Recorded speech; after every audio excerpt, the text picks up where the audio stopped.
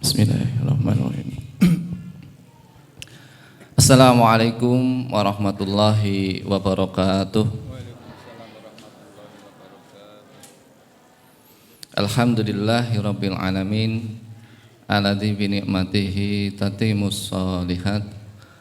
Alhamdulillahilladzi arsala rasulahu bil huda wa dinil haq liyudhhirahu 'alad dini kullih walau karihal musyrikun. Asyhadu an la ilaha illallah wahdahu la syarikalah wa asyhadu anna Muhammadan abduhu wa nabiyya wa la rasula ba'dah. Qala rabbi shrah li sadri wa yassir li amri wa hlul 'uqdatam min lisani yafqahu qawli, amma ba'd. Bapak Ibu sekalian, hadirin wal hadirat rahimani wa rahimakumullah. Alhamdulillah, yang pertama dan utama tidak lupa untuk senantiasa kita memanjatkan kesyukuran kita atas segala nikmat dan karunia dari Allah Ta'ala. Kembali Allah izinkan kepada kita semua untuk bisa bermajlis pada pagi hari ini di tempat ini yang semoga menjadi tempat yang diberikan keberkahan oleh Allah Ta'ala, dalam kondisi yang penuh kenikmatan, dalam kondisi sehat. Maka ini adalah nikmat yang kata Allah, andaikan kita mau menghitungnya, la tuhsuha, tidak akan pernah mampu menghitungnya. Ikhwanu fiddin wa akhwatu fillah rahimani wa rahimakumullah. Syukur bagi kita adalah sebuah kewajiban yang tidak bisa ditawar, karena Allah Ta'ala mengancam kepada siapa saja yang tidak mau bersyukur atas apa yang Allah suguhkan, atas apa yang Allah hadirkan di dalam tahapan-tahapan kehidupan kita. Maka mudah-mudahan kita dipandaikan oleh Allah Ta'ala untuk senantiasa mensyukuri apa-apa yang Allah hadirkan di dalam kehidupan kita hari ini. Mudah-mudahan syukur kita hari ini adalah sebagai jalan agar Allah Ta'ala senantiasa melimpahkan nikmat dan karunia-Nya kepada kita sebagaimana yang kita doa dan kita hajatkan bersama-sama. Ikhwanu fiddin wa akhwatu fillah rahimani wa rahimakumullah. Dalam hal ini tidak mudah di dalam praktekannya, perlu sebuah upaya-upaya yang senantiasa dievaluasi. Karena seringkali di dalam kehidupan kita ada sebuah fase, ada sebuah tahapan di mana kita seolah merasakan apa yang hari ini Allah hadirkan tidak sesuai dengan apa yang kita inginkan, apa yang kita harapkan, apa yang kita cita-citakan, seperti itu. Pengennya rezeki kita itu lapang, tapi kenyataan kita dalam posisi sempit. Pengen kita, keluarga kita dalam kondisi yang senantiasa dalam naungan sakinah mawadah warahmah, tapi ternyata kita mendapati kadang belum sesuai dengan harapan. Kita menghendaki tubuh kita di dalam kondisi yang sehat, yang sempurna, tetapi kenyataan kita sering mengalami rasa sakit yang berganti-ganti, mungkin seperti itu. Dan masih banyak lagi kejadian-kejadian di mana di dalam fase kehidupan kita tidak semua sesuai dengan apa yang kita harapkan. Sementara Allah memerintahkan kepada kita agar senantiasa mensyukuri apa yang Allah hadirkan. Maka ini perlu sebuah usaha yang serius. Bagaimana agar itu bisa kita perankan, bagaimana itu bisa kita laksanakan kesyukuran kepada Allah Ta'ala ini. Nah, ini yang harus senantiasa kita evaluasi, apakah kita ini sudah masuk kepada sikap syukur atau belum hari ini dengan apa yang Allah hadirkan. Karena masalahnya syukur itu tidak ada tawaran. Karena begitu keluar dari konsep syukur, maka inna azabila syadid. Allah mengancam dengan azab yang berat. Itu masalahnya. Jadi enggak bisa kita ayo ora syukur kon syukur piye, kenyataan keadaannya kayak ngene, arek disyukuri apane. Nah, itu enggak bisa kita berstatement seperti itu, berkata-kata seperti itu enggak bisa. Yang mau disyukuri mananya, padahal sebenarnya ketika kita belajar meminta kepada Allah di dalam doa-doa sebagaimana materi konseling pagi hari ini, kita akan belajar kepada guru kita Ustadz Kiai Haji Umar Faqihuddin tentang konsep keluarga super atau super family dalam subtema ahli berdoa. Nah, ini kan. Maka salah satu hal yang bisa kita lakukan di awal agar kita dipandaikan oleh Allah Ta'ala untuk menjadi seorang hamba pribadi keluarga yang ahli syukur, salah satu tahapannya melalui doa-doa kita. Ada sedikit testimoni. Beberapa waktu yang lalu seseorang hamba Allah Ta'ala mengalami kejadian di dalam tahapan kehidupannya di mana sulit sekali manakala harus mensyukuri keadaan itu. Karena keadaan yang dihadirkan oleh Allah Ta'ala yang pertama, kondisi dirinya tidak punya pekerjaan dan tidak laku manakala dirinya ingin bekerja. Ketika bicara tentang bisnisnya hancur semuanya, tidak tersisa. Bahkan sampai dalam kondisi andaikan harus berikhtiar keluar rumah, itu pun tak ada daya dan upaya. Hanya sekedar ingin berikhtiar keluar rumah. Sementara keadaan di dalam rumah itu membutuhkan banyak hal atas tanggung jawabnya sebagai seorang suami, sebagai seorang ayah dari anak-anaknya. Tidak bisa berikhtiar, tidak ada rizki yang bisa dimakan. Lalu bagaimana kondisi yang seperti ini bisa disikapi dengan syukur? Seperti itu kan? Sudut pandang yang mana? Puzzle yang mana yang bisa kita syukuri dalam kondisi yang seperti itu? Karena kalau kita tidak hati-hati, kita terjebak di dalam kondisi yang bisa jadi sudah ingkar atas nikmat Allah. Ternyata di saat kondisi seperti itu pun kita masih bisa bersyukur atas banyak hal. Bahkan masih dalam posisi tidak bisa dihitung, andai kata mau menghitung. Hatta kejadiannya itu seperti itu. Kesehatan yang masih dimiliki, istri dan anak yang masih ada di sampingnya, tempat tinggal yang menaungi, dan masih banyak lagi. Apalagi kalau sudah bicara tentang kesehatan.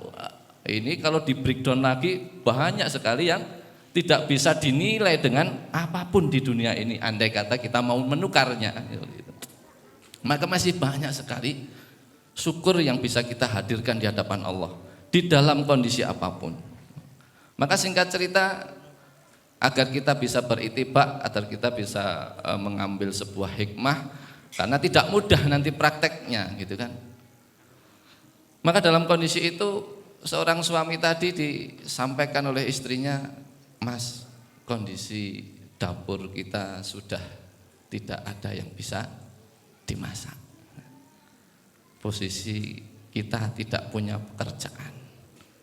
Posisi kita tidak punya dagangan yang bisa didagangkan. Kita tidak punya harta andai kata mau keluar rumah untuk berikhtiar. Ya kan? Lalu bagaimana kondisi ini disikapi? Maka alhamdulillah Allah Ta'ala memberikan ilham kepada sang suami untuk mensikapi keadaan seperti itu. Maka disampaikanlah kepada istrinya, yuk kita mulai mencoba untuk terus mensyukuri nikmat Allah di dalam setiap kondisi. Tidak bisa kita menghindar dari konsep syukur yang Allah perintahkan, karena konsekuensinya berat. Maka harus tetap kita syukuri kondisi ini. Maka salah satu ikhtiarnya kita minta pertolongan kepada Allah atas hal-hal yang kita hari ini tidak kuasa merubahnya. Maka mari kita ambil air wudhu. Sang suami mengambil air wudhu, sang istri diperintahkan untuk mengambil air wudhu. Dua-duanya sholat 2 rakaat menghadap Allah Ta'ala. Menjadi ikhtiar mengamalkan ayat Allah, materi yang disampaikan oleh guru kita di pekan yang lalu, Super Family, dalam urusan subtema sholat. Ista'inu bisabri wassalah. Ista'inu bisabri wassalah. Maka sholatlah sepasang suami istri ini. Di dalam sholatnya meminta pertolongan kepada Allah Ta'ala. Setelah sholatnya kembali menengadahkan tangannya untuk meminta pertolongan kepada Allah Ta'ala. Lalu setelah selesai sholat, apa yang harus dilakukan agar tetap menjadi rangkaian syukur? Kan tidak mudah. Terus mau ngapain lagi setelah seperti ini? Juk piye meneh Mas? Sholat sudah, doa sudah. Lalu bagaimana lagi kita mensikapi situasi yang Allah hadirkan? Kita selalu mudah-mudahan terinspirasi dengan kisah-kisah orang-orang yang Allah pilih untuk memberikan kebaikan-kebaikan yang barangkali kita bisa lebih mudah untuk mensikapi situasi yang nanti Allah hadirkan kepada kita. Karena kembali di awal belum tentu tahapan kehidupan kita itu sesuai dengan harapan, angan-angan, cita-cita kita. Itu masalahnya. Sementara Allah tidak ada tawaran untuk tidak syukur. Harus syukur apapun kondisinya. Ala kulli hal harus syukur. Nah, seperti itu. Nah, singkat cerita, setelah semuanya selesai dilakukan, bentuk syukurnya seorang manusia setelah lisannya mengucapkan syukur, setelah hatinya tertambat kepada Allah Ta'ala, maka sikapnya juga harus menunjukkan rasa syukur. Maka sikap yang dilakukan adalah mengajak istri dan anaknya sebagai bentuk happy family. We are happy family. Kita ini adalah keluarga yang bahagia dalam kondisi yang seperti itu. Lalu diajaklah, punya ide, istri dan anaknya diajak untuk bercanda di rumah kontrakannya, rumah petak, rumah mungil, rumah kecil dengan satu keluarga kecil juga. Ya, singkat cerita itu dilakukan menunjukkan rasa syukur kepada Allah. Selain mengucapkan kalimat-kalimat syukur, sikapnya adalah seolah-olah bahagia dengan apa yang Allah hadirkan. Tidak mengeluarkan keluhan, tidak menghadirkan sikap arogansi sebagai tanda marah kepada Allah, tidak. Nah, itu. Singkat cerita, kisah dari sahabat ini ternyata ketika praktek sikapnya tetap dalam bingkai syukur kepada Allah Ta'ala, tetap di dalam hatinya merasa keluarga yang bahagia, biidznillah, dengan kuasa Allah, Allah hadirkan pertolongan. Nah, gitu kan. Tawakalnya dijawab oleh Allah Ta'ala. Karena Allah mengatakan, wa may yatawakkal 'alallah fahuwa hasbuh. Barang siapa bertawakal kepada Allah, maka Allah akan mencukupkan. Maka tadi yang ditanya istri, bahwa dapurnya sudah tidak ada lagi yang bisa dimasak. Masya Allah. Kisah ini ceritanya selang 1 atau 2 jam setelah kejadian itu, seorang sahabat yang lain silaturahim ke rumahnya, membawa berbagai macam makanan yang dibutuhkan, cukup untuk seminggu yang akan datang, yang dibawa oleh sahabat yang tidak diundang lewat SMS yang tidak diundang lewat WA atau Telegram atau mention dan seterusnya, seperti itu. Hanya mengajukan proposal kepada Allah Ta'ala, lalu mengambil sikap-sikap yang Allah perintahkan.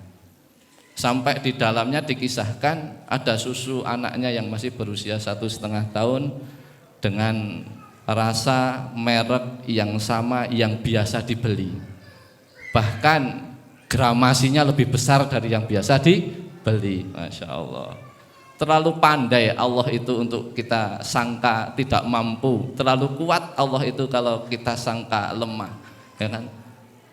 Maka bagaimana kita selalu berusaha untuk berhusnudzon kepada Allah lewat kisah-kisah, lewat kita belajar dari majelis-majelis ilmu, lewat kitab-kitab yang kita pelajari. Nah ini, maka semoga Allah Ta'ala pandaikan kepada kita untuk menjadi pribadi, menjadi hamba yang terus mensyukuri apa yang Allah hadirkan di setiap tahapan kehidupan kita. Hari ini adalah waktu yang diminta oleh Allah untuk kita bisa maksimal dalam kesyukuran. Hari esok dan lusa tidak ada bedanya. Setiap hari harus kita maksimalkan sikap kita dengan sikap syukur, dengan syukur yang terbaik yang bisa kita lakukan. Tidak ada alasan ini begini, keadaannya begini, tidak ada alasan. La in syakartum la azidannakum wa la in kafartum inna adzabi lasadid. Semoga Allah pandaikan saya dan panjenengan semuanya untuk dipilih oleh Allah Ta'ala menjadi hamba, menjadi pribadi yang senantiasa mensyukuri setiap tahapan-tahapan kehidupan kita. Semoga dengan itu waktu-waktu yang akan datang adalah waktu-waktu di mana Allah semakin ridho dengan kita semua, memberikan pengkabulan atas doa dan hajat-hajat kita semua. Allahumma amin. Selawat beriring salam semoga terlimpah curahkan atas qudwah hasanah kita Rasulullah Muhammad sallallahu alaihi wasallam. Selawat beriring salam semoga terlimpah curahkan pula kepada keluarganya, para sahabatnya hingga seluruh umatnya yang senantiasa mengikuti sunnahnya, yang senantiasa memperjuangkan risalah-risalahnya. Mudah-mudahan kita menjadi bagian di dalamnya. Semoga dengannya kelak kita semua mendapatkan syafaatnya. Allahumma amin. Ikhwanu fiddin wa akhwatu fillah rahimani wa rahimakumullah. Saya mewakili tuan rumah kembali menyampaikan selamat datang, sugeng rawuh kepada panjenengan semuanya di tempat ini. Alhamdulillah Allah Ta'ala hadirkan suasana yang tidak bisa kita tidak mensyukuri, apalagi suasana yang seperti ini. Jenengan dan saya bisa hadir di sebuah taman-taman surga Allah yang ada di dunia insya Allah, yang sudah datang dari awal mendapatkan kesempatan untuk tilawah Quran. Alhamdulillah dengan setiap ayat yang kita baca sebelum acara ini mudah-mudahan menjadi hujah di hadapan Allah nanti agar kita mendapatkan rahmatnya, mendapatkan terbukanya pintu jannah-jannahnya. Alhamdulillah tadi kita juga sudah bisa diberikan oleh Allah kemampuan untuk menjamu panjenengan dengan walaupun hanya nasi bungkus. Alhamdulillah, semoga itu menjadi nikmat dari Allah untuk kita semua mengawali majelis pagi kita ini. Hal-hal yang seperti itu mudah-mudahan terus kita mensyukuri atas apa yang Allah hadirkan. Kembali dalam doa, minta doa dari panjenengan semuanya. Di waktu yang lalu saya menyampaikan bahwa masih ada dan selalu ada doa-doa kepada Allah Ta'ala atas apa-apa yang kita harap lebih maksimal lagi. Majelis ini dalam doa ingin punya smart TV gitu kan kemarin ya, supaya nanti ketika kita menjelaskan program atau bahkan memvisualisasi yang sudah kita lakukan itu bisa lebih mudah tertangkap sama panjenengan semua. Maka alhamdulillah sound system sudah ada, kita nanti minta smart TV yang bisa dipasang agar nanti kita bisa tayangkan kegiatan pembangunan, agar kita tayangkan kegiatan anak yang mungkin baru beraktivitas atau kegiatan-kegiatan positif lainnya yang memudahkan kita untuk memberikan atau mentransfer informasi-informasi kebaikan kepada seluruh jamaah yang hadir di majelis ini. Maka itu menjadi bagian dari request dan doa hari ini. Semoga waktu-waktu yang akan datang Allah Ta'ala rizkikan kepada kita agar majelis ini semakin bertambah keberkahannya, semakin bertambah manfaatnya, dari peralatan juga semakin maksimal fasilitasnya. Allahumma amin. Kembali saya diminta untuk memandu acara ini, maka mari kita mulai apa yang menjadi hajat kita pada kesempatan pagi hari ini, yaitu belajar bersama Kiai Haji Umar Faqihuddin dalam tema konseling. Subtemanya bagaimana kita menjadi sebuah super family dalam urusan doa. Maka kepada beliau Kiai Haji Umar Faqihuddin, monggo dipersilahkan untuk bisa hadir di panggung kita ini.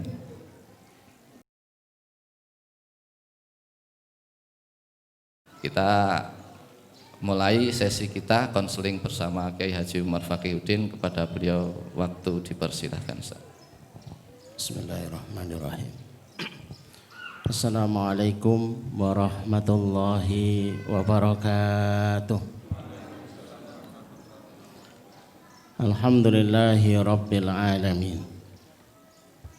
Wassalatu wassalamu ala asyrafil anbiya'i wal mursalin wa ala alihi wa ashabihi wa man tabi'ahum bi ihsanin ila yaumiddin.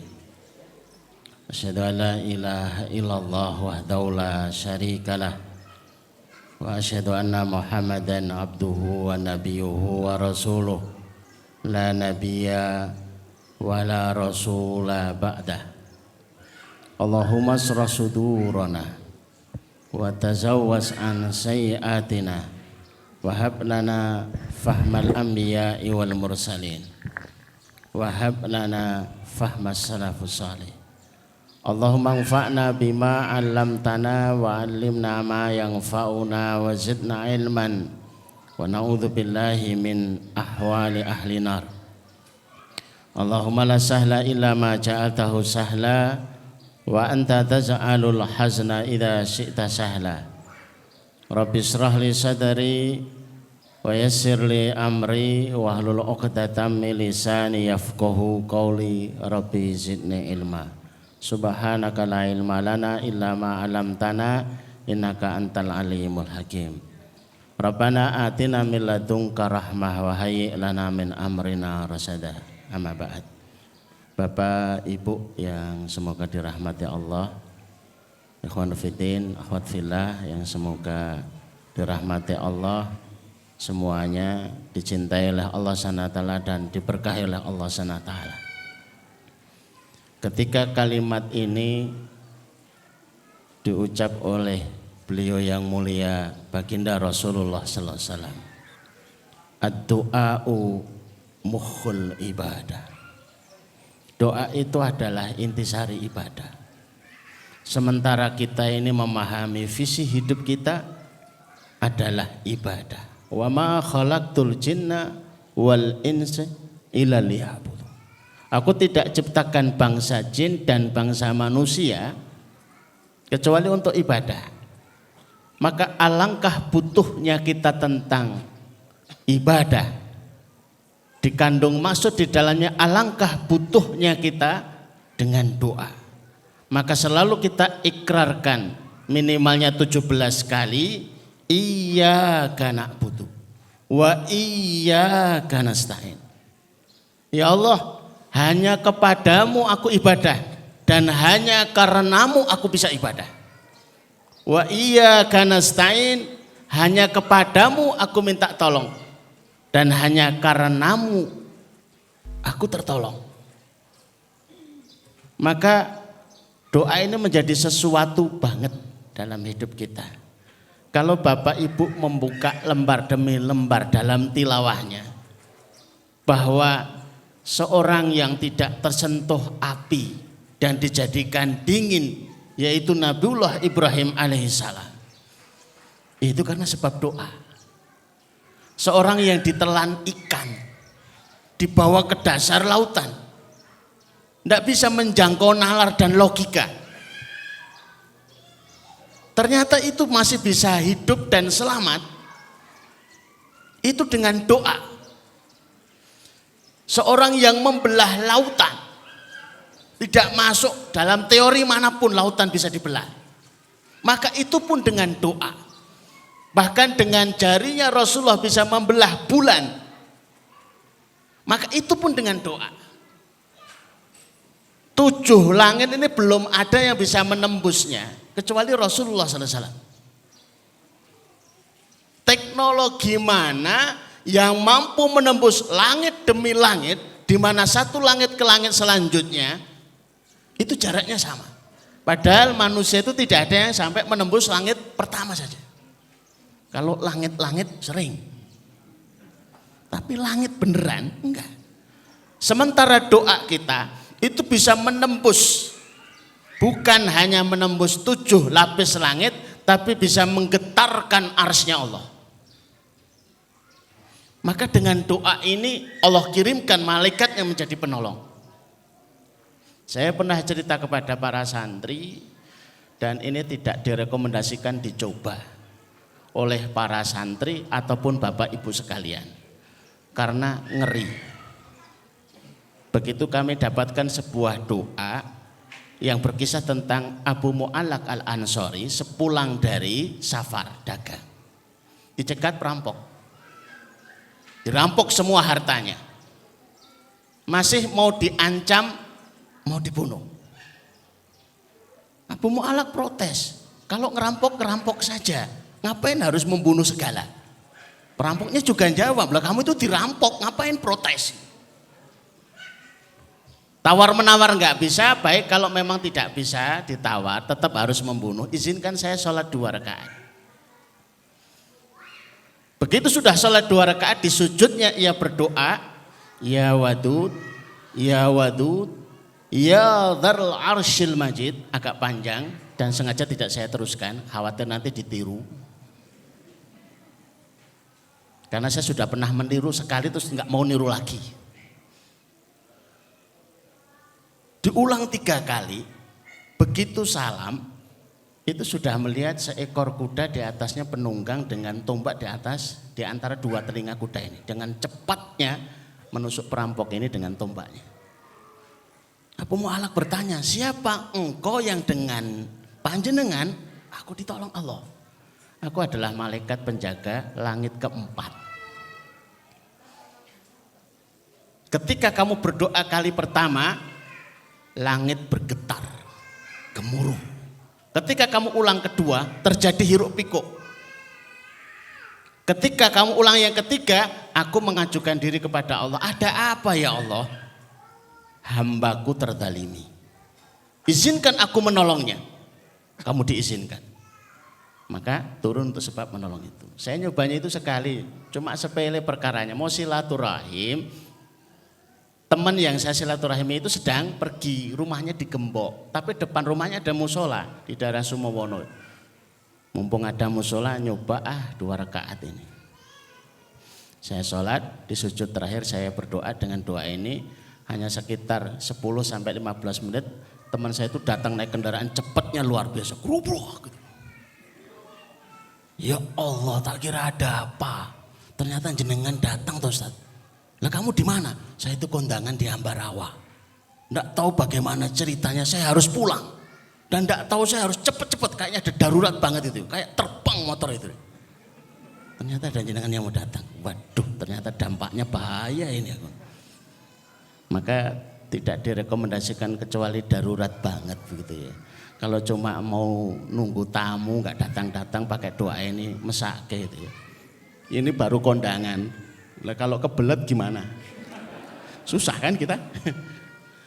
Bapak Ibu yang dirahmati Allah, dikandung maksud dengan super family yang hari ini, keluarga super yang hari ini mengambil subtemanya adalah keluarga yang ahli berdoa, berharap dari kekuatan bernama keluarga ini menjadi sebuah energi yang dari situlah kita akan mengurai, menjemput solusi dari Allah Azza wa Jalla. Bagaimana agar keluarga ini bisa memberikan energi lebih, solusi lebih. Ada 6 poin yang kami sampaikan. Dan waktu kita agak singkat gitu ya. Karena sesuai dengan tema kemarin, kalau konseling materinya 30 menit saja. Nanti setelah itu diskusi.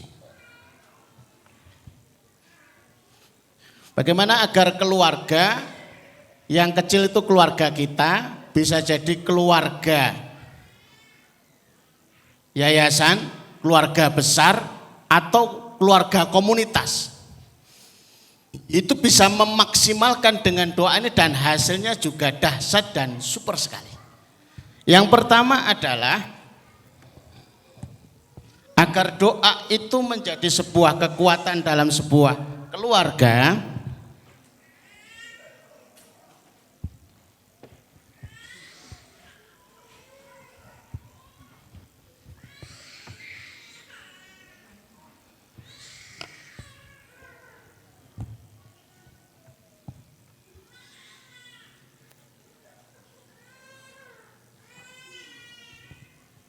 Nomor 1 berdoa.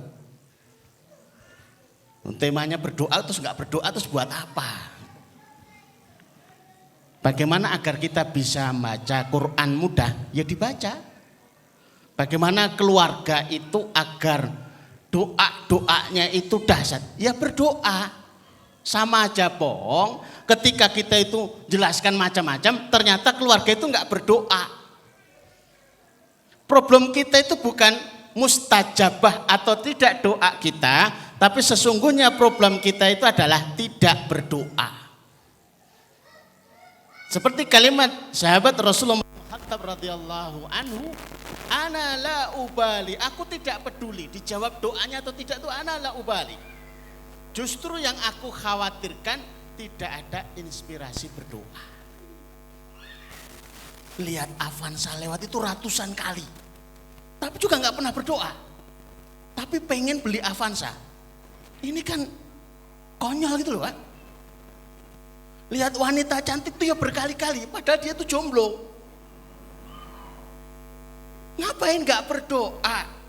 Sehingga saya sering ibaratkan ada 3 anak di samping bapak. Kemudian lewat penjual es krim. Anak yang pertama tanpa ekspresi, cuma terlihat jagonya itu naik turun. Anak yang kedua kalimatnya es krim enak, es krim enak. Anak yang ketiga, Pak belikan es krim ya. Mana yang paling dikabulkan? Kok pinter ya? Kalau pas gini tuh pinter. Tapi kalau pas dengan Allah kok jadi tiba-tiba nggak pinter gitu loh ya. Lo nggak pernah berdoa, nggak pesen, lo kok dapat? Ini kan aneh. Mau seharian kita itu di depan warung bakso, pagi sampai sore, khusyuk, istiqomah, tapi nggak pesen. Kemudian sore hari kita marah-marah sama pembelinya. Ini kenapa saya nggak dikasih bakso? Bapak sudah pesen? Belum. Ya wajar lah. Pernahkah kita pesan sehat, rezeki lancar, urusan mudah, istri yang solihah, tapi jangan lupa Jamilah juga gitu ya. Tidak harus namanya Jamilah, cantik gitu ya. Diminta, daripada kita itu repot cari-cari di apa ini, di media itu. Ini kayaknya cantik, coba tak like. Ini kayaknya lumayan, ngapain kita main-main kayak begitu? Mau sesuatu itu bisa dibidik dengan doa. Doa kita itu seperti anak panah. Yang dibidik enggak tahu, yang diincar enggak tahu, yang ditarget enggak tahu, tapi Allah Maha tahu, menepatkan setiap doa kita. Mobil yang lewat sekian, itu yang punya mobil nggak tahu, dealernya nggak tahu, harganya juga nggak tahu, tapi kita husnudzon, Allah Maha tahu. Setiap doa kita akan tepat kepada sasarannya ketika kita berurusan dengan yang Maha menepatkan, yang Maha kaya, yang Maha bisa, yang Maha kuasa. Maka pastikan Bapak Ibu kita berdoa dan keluarga kita berdoa. Bapak, Ibu, anak, pastikan berdoa. Boleh Bapak Ibu itu setengah marah kalau anak-anaknya nggak berdoa, cuma minta saja itu. Pak beliin, Bu beliin, kamu doa nggak? Enggak. Berdoa dulu. Dan biasakan ketika anak itu, Bu beliin sepeda, doa. Ibu nambahi doa, Bapak nambahi doa. Masalah Allah nitipkan jawaban doa itu dari mana saja, tetangga, kerabat, atau langsung dari langit gitu ya. Sepeda BMX lewang-lewang glubrak ngenai genteng gitu ya. Ya itu terserah Allah mau jawabnya seperti apa, terserah Allah alam. Allah mengirim malaikat, Allah mengirim ini kita nggak pernah tahu. Tapi biasakan sebagai bentuk setia kita kepada Allah, sebagai bentuk pengakuan kita itu adalah hambanya Allah, berdoa. Kalau kita nggak berdoa, terus kita itu ngaku siapanya Allah. Kalau kita nggak berdoa, terus ibadah kita yang terbaik itu apa?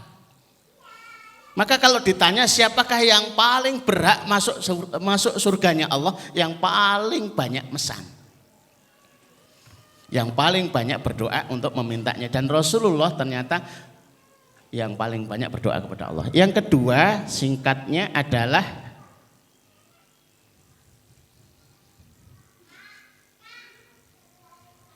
kelihatan Pak ini, kompak, samakan doanya. Jangan sampai redaksi ini bikin rame urusan langit. Malaikat geleng-geleng. Bapak ibu bisa tahajud malam hari. Bahkan jaraknya dekat sekali 1 meter. Bahkan kurang dari 1 meter. Bisa menangis. Tapi jadi rame gara-gara doanya enggak kompak. Bapaknya berdoa, ya Allah izinkan keluarga kami punya rumah ya Allah. Cash. Karena tidak ada komunikasi dengan istri, doanya enggak kompak. Istrinya berdoa, ya Allah izinkan kami untuk punya DP. 1 cash, 1 DP. Berarti alamat nawaitu kredit lillahi ta'ala. Itu rame Pak. Itu baru rumah, lalu motor.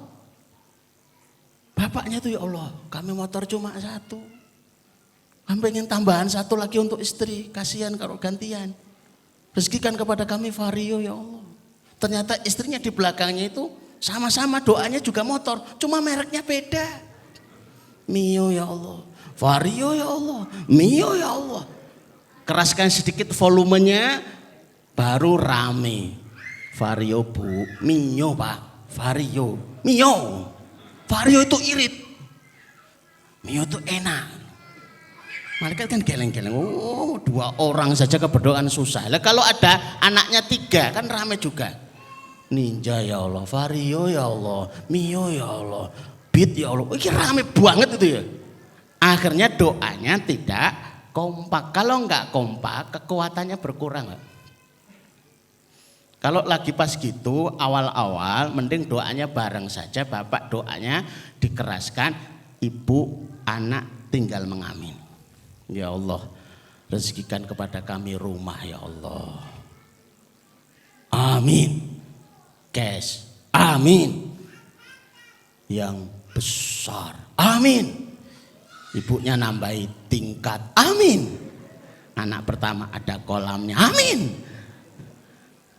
Anak ketiga pinggir jalan. Amin. Kalau itu betul-betul dikabulkan oleh Allah, maka ini bukan rumahnya Bapak. Ini kan rumahku. Salah. Kita memesannya bersama. Ini adalah kekuatan tim. Ini rumah keluarga kita. Tapi sertifikat tetap atas nama 1 orang Pak ya. Nanti ramai bagian notarisnya. Bapak Ibu perlu mencobanya. Oh iya ya. Kok sepele tapi ternyata dahsyat ya. Doa-doa yang dibuat kompak itu dahsyat. Itu keluarga kecil. Bagaimana kalau keluarga pondok? Bagaimana kalau keluarga yayasan? Lebih dahsyat lagi. Ya Allah mudah-mudahan santriwati itu segera pindah ke tempat yang baru bulan Oktober. Lambat-lambatnya tanggal 32. Amin. Setelah amin, emang ada 32? Enggak ada. Tapi kan aminnya Masya Allah. Doa yang kompak ini dahsyat sekali. Kami mengajarkan lebih dari 150 yayasan. Kekuatan yang kadang-kadang kita lewatkan. Berdoa bersama. Manajer Telkom Madiun itu nyampaikan kepada kami, Ustadz kami tidak punya terobosan yang neko-neko. Setiap pagi kami bersama karyawan, kemudian karyawan cuma mengaminkan. Mudah-mudahan kita tutup target. Amin. Dan kami selalu tutup target. Ternyata itu dahsyat. Bapak Ibu rencanakan bagaimana doa-doa kita itu bisa kompak. Kalau belum kompak ya musyawarahkan dulu. Bu, kita akan membeli mobil baru Avanza. Nggak bisa Pak. Saya pengennya Innova. Oh ya iso. Nah kalau rame begitu musyawarahkan. Saya tahu kalau rame itu biasanya belum punya uang. Kalau sudah punya uang ngapain rame-rame, langsung aja ke dealer selesai gitu ya. Begitu sudah kompak, kalau perlu di download Sepertinya kami kemarin itu lucu dipandang para santri. Ketika ditanya hari Rabu acaranya naik kuda. Kudanya mana? Masih di-download. Itu sepertinya guyon ya. Tapi itu wallahi itu beneran. Kami sedang memesan kuda. Dan hari Kamis kemarin betul-betul sudah kita beli. Tapi belum pakai uang. Hari Kamis ya Ustaz ya? Saya tanya belinya ke adik sendiri, bisa nggak kita dikirim kuda? Oh bisa Ustaz. Terus kamu mau infak berapa? Terus ini mau didiskon berapa? Enak men ya memang enak gitu ya. Itu baru 3 lapis. Kemudian yang ketiganya, kamu sebagai adikku, bagaimana bentuk baktimu? Waduh. Yang keempat, kamu juga santriku, aku juga ustadzmu. Bagaimana bentuk baktinya santri kepada ustadznya? Ini alamat gratis gitu ya. Alhamdulillah. Yang ketiga, gunakan pasukan doa. Sudah sering kami sampaikan dan di mana-mana. Tapi perlu diingat-ingatkan lagi, disegarkan kembali, dihangatkan kembali karena ini sering lupa. Gunakan pasukan doa. Istri, anak-anak kita dan semua orang yang tinggal di rumah kita adalah pasukan doa. Seluruh santri kita adalah pasukan doa. Maka Ustadz biasakan, doakan ya, mudah-mudahan terkabul, amin. Kalau Ustadz tinggal melototi santrinya saja nggak bilang amin. Kenapa kamu nggak bilang amin? Kurangin nilainya kamu. Amin. Kalau perlu aminnya itu tambah kencang, ditambahi dengan iming-iming hadiah. Doakan ya, mudah-mudahan hajat Ustadz terkabul, amin. Kalau terkabul semuanya akan saya traktir, amin. Tambah kencang itu. Begitu terkabul beneran, kita kasih gorengan satu-satu. Itu kan traktir juga. Tapi itu dahsyat. Ini perlu diulang-ulang sampai Bapak Ibu bisa membuktikan dahsyatnya ini. Kalau cara berdoa kita secara berjamaah tidak mulai seperti ini, maka tidak banyak yang bisa kita gunakan dari kekuatan doa ini sehingga meraih sesuatu tuh seperti dulu-dulu itu masih susah. Masih susah. Ternyata ini dahsyat banget itu. Seorang kepala sekolah di Sragen itu cerita kepada kami, Ustadz kami baru dapat materi itu sekali. Maka doa kami tulis di MMT. Kami pajang di depan. Setiap upacara kami mesti nyampaikan kepada para guru dan kepada para siswa. Mudah-mudahan yang tertempel di MMT terkabul semuanya, amin. Sehingga tidak perlu kita itu ramai satu dengan yang lain. Gara-gara doanya beda, mana yang harus diprioritaskan. Karena semuanya bisa masuk doa, daftar doa itu. Ada 300 orang, ada 400 orang, bahkan ada 500, 600 orang. Dimasukkan aja, ada 100 doa. Kan tinggal ngomong, ya Allah kabulkan 100 hajat kami. Amin, selesai. Semua tertampung, tidak perlu ramai. Yang keempat, diulang.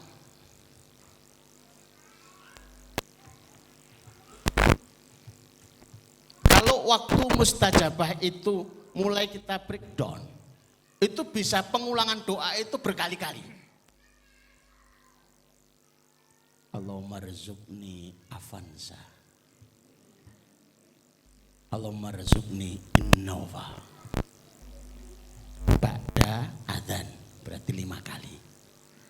Ba'da sholat berarti 10 kali. Sebulan kali 30, 300 kali.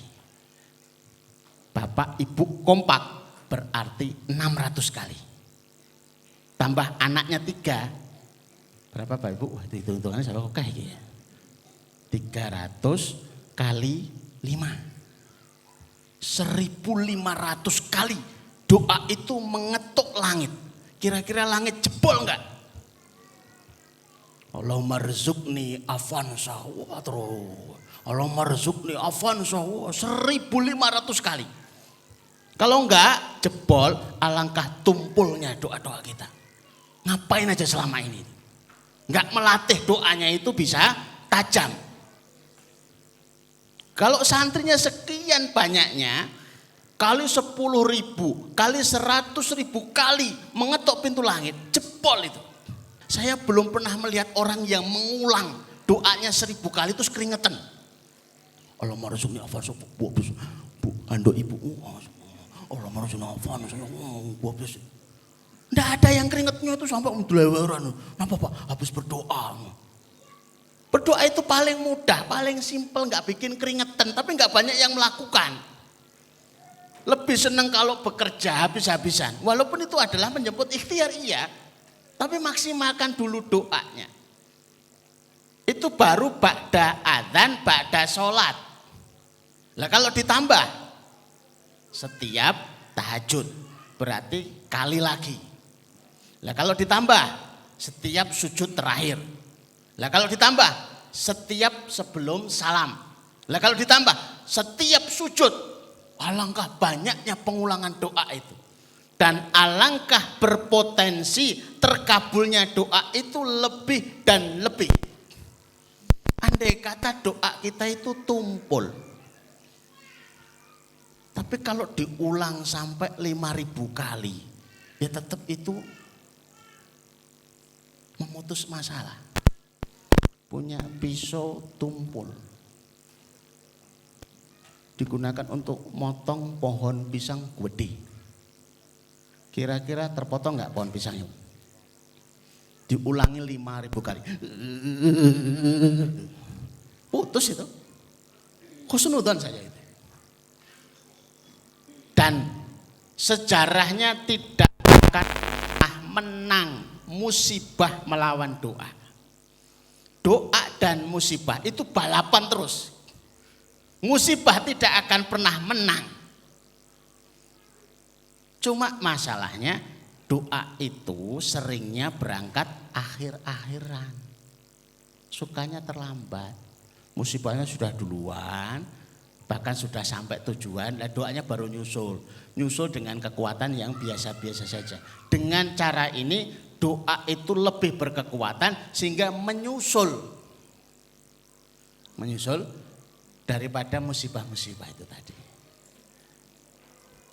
Ini bisa dipraktekkan apakah itu karena ingin lunas hutangnya, karena ingin laku asetnya, karena ingin segera mendapatkan keturunannya. Ada seorang yang bangun gedung sampai lantai 4. Mandek. Kentean sangu. Habis semua. Karyawannya diliburkan semua karena sudah nggak bisa untuk bayar. Dia bingung bagaimana caranya.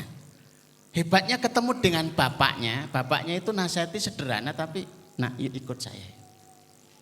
Kemana Pak? Ikut aja. Nah bapaknya setiap ngelihat orang itu didoakan. Ya Allah angkatlah masalahnya. Ya Allah selesaikan bangun rumahnya. Ya Allah selesaikan bangun gedungnya. Ya Allah selesaikan.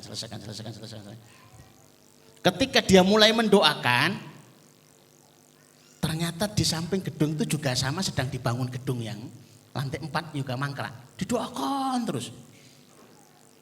Begitu didoakan tambah karyawan 1 dari gedung itu tadi yang didoakan. 2, 3, 4. Dan wallahi begitu gedung yang didoakan itu selesai pembangunannya, maka gedung dia juga selesai pembangunannya. Doa itu memantul. Kita sulit minta doa kepada yang lain. Kalau misalkan Bapak Ibu saya sampaikan kepada panjenengan, Bapak Ibu doakan saya ya, doakan enggak? Belum tentu Bapak Ibu. Loh kok penak men Ustaz iki? Mau saya aja yang enggak ada yang doakan, kok suruh doakan. Sorry. Tapi kalau saya doakan panjenengan, tidak perlu panjenengan membalas mendoakan saya karena malaikat akan memantulkan doa-doa itu. Walaka mithlu, walaka mithlu, walaka mithlu. Maka saya suka mendoakan di grup-grup WA atau di kontak-kontak itu biar itu balik. Kita mendoakan itu sebenarnya mendoakan diri kita sendiri. Kenapa sholawat itu dahsyat? Dalam segala versi dan bentuknya. Misalkan Allahumma sholli ala Muhammad wa ala ali Muhammad. Kenapa itu dahsyat? Kita mendoakan kepada Rasulullah mudah-mudahan selamat. Sholli ala Muhammad mudah-mudahan selamat. Wa ala ali dan keluarganya. Dan terkhusus pada salawat ini dalam dalilnya, doa itu akan dikembalikan kepada kita 10 kali. Ini yang bikin dahsyat salawat itu di situ itu loh ya. Kita mendoakan Rasulullah dan pantulan doa itu kembali kepada kita dan untuk kebaikan kita. Dahsyatnya ada di situ. Di mana sih letaknya salawat itu kok dahsyat itu? Banyak yang nggak ngerti. Padahal letaknya dahsyat karena doa itu kita pantulkan dan kembalinya energi doa itu 10 kali lipat. Yang kelima, setelah diulang-ulang,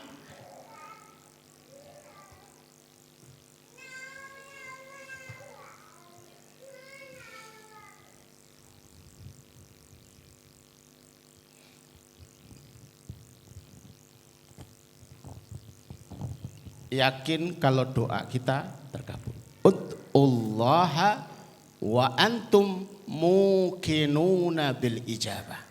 Berdoalah kepada Allah dalam keadaan kamu yakin doamu akan terkabul.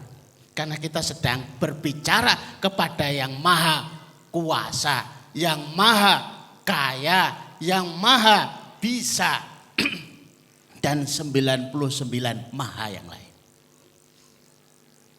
Yakin. Berapa banyak doa itu belum terkabul bukan karena tidak dikabulkan, tapi dia tidak pede doanya akan dikabulkan. Tangannya sih terangkat, ya Allah mudah-mudahan tahun ini ya Allah bisa ke Baitullah ya Allah. Sama istri, sama anak saya. Amin. Doa itu naik.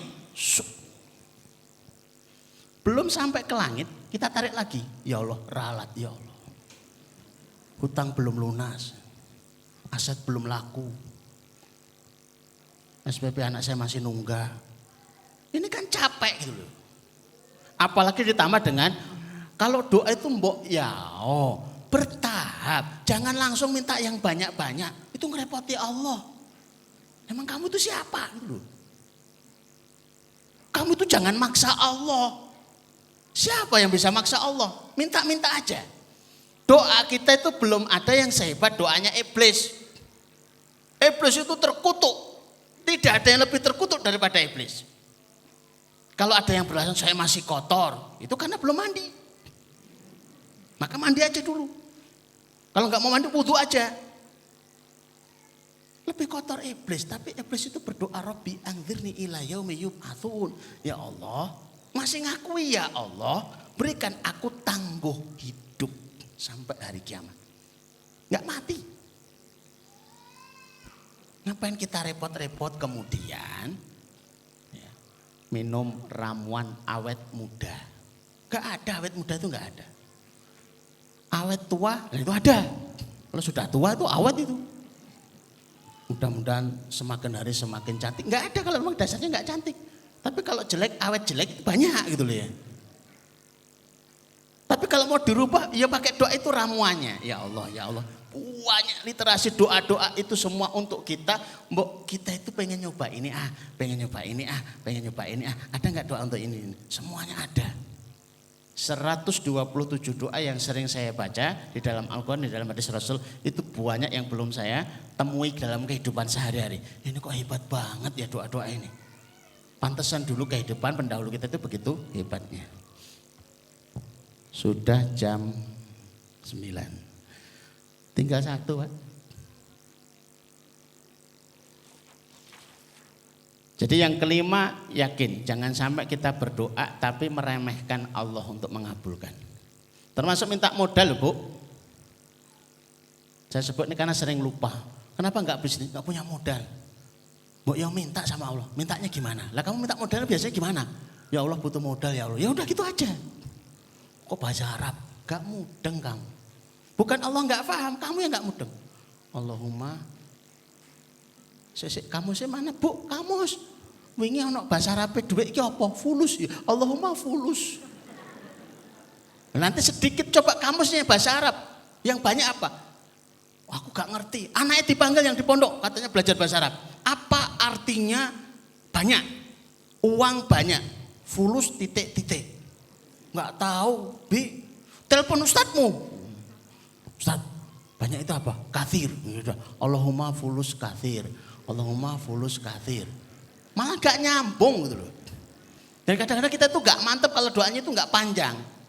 Padahal satu pendek itu sudah mencukupi gitu loh. Kalau panjang itu kan pede gitu ya. Padahal itu belum tentu. Kalau pengen panjang bacakan aja Al-Quran kan tinggal diamini gitu ya. Iya kan? Tinggal dibacakan amma yatasaalun. Amin. Anin naba'il azim. Amin. Ya apa maksudnya itu ya?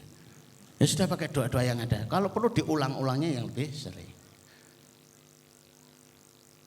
Rabbana atina fid dunya hasanah wa fil akhirati hasanah wa qina adzabannar, diulang 1000 kali. Itu dahsyat gitu loh ya.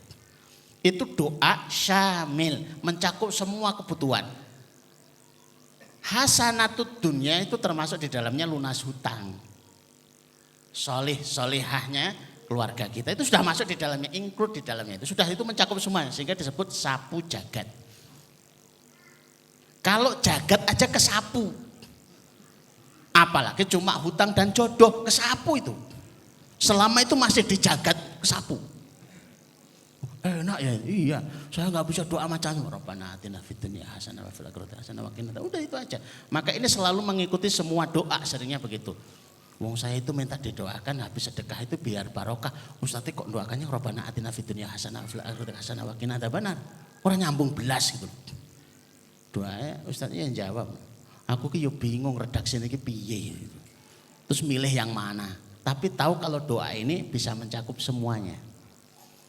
Iya, itu doa itu mencakup semuanya. Termasuk doa Rasul. Kalau kita kebingungan doa Rasulullah itu doa yang mana yang akan mencakup semuanya, ya sudah baca aja. Allahumma inni as'aluka min khairin. Ya Allah, aku meminta seluruh kebaikan yang pernah diminta oleh Rasulullah. Ayo. Rasulullah minta apa? Semua itu diminta oleh Rasulullah. Ya Allah, aku minta dilindungi dari seluruh keburukan yang pernah diminta perlindungan itu oleh Rasulullah SAW. Sudah mentok semuanya kena itu. Yang keenam,